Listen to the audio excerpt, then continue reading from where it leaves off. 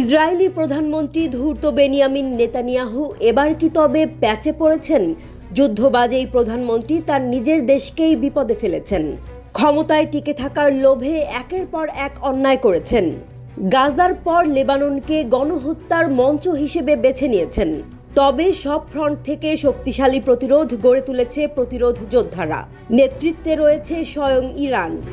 তিনি জানিয়েছেন এর মধ্যে রয়েছে উত্তরে ইরান সমর্থিত হিজবুল্লাহ, গাজার হামাস, ইয়েমেনের হুথি, পশ্চিম তীর এবং ইরাক ও সিরিয়ার শিয়া মিলিশিয়া। ইসরায়েলের প্রধানমন্ত্রী যোগ করেন এবং আমরা ইরানের বিরুদ্ধে যুদ্ধ করছি, যারা গত সপ্তাহে সরাসরি ইসরায়েলে 200টিরও বেশি ব্যালিস্টিক ক্ষেপণাস্ত্র নিক্ষেপ করেছে এবং ইসরায়েলের বিরুদ্ধে এই 7টি ফ্রন্ট যুদ্ধের পেছনে দাঁড়িয়ে আছে।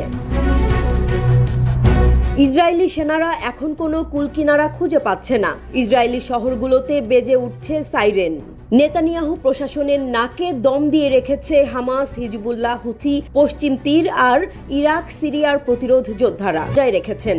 ইরান সমর্থিত হিজবুল্লাহ গত বছরের 8 অক্টোবর থেকে রকেট, ক্ষেপণাস্ত্র এবং ড্রোন দিয়ে উত্তর ইসরায়েলে আক্রমণ করছে।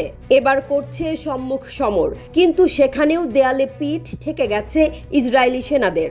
লেবাননে প্রবেশের মুখে হিজবুল্লাহর চ্যালেঞ্জের মুখোমুখি হয়েছে আইডিএফ, পেছনে সরে আসতে বাধ্য হয়েছে।